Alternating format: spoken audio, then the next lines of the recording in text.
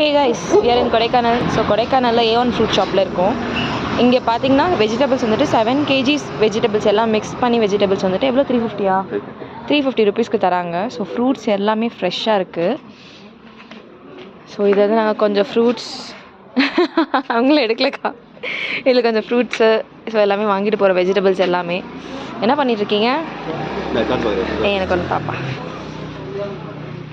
பா, செம்ம ஃப்ரெஷ்ஷு ஜூஸியாக இருக்குது. எல்லாமே பயங்கரமாக இருக்குது.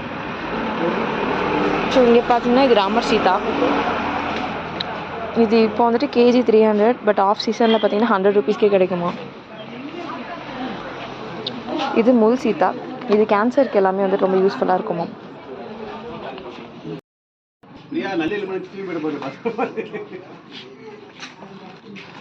இது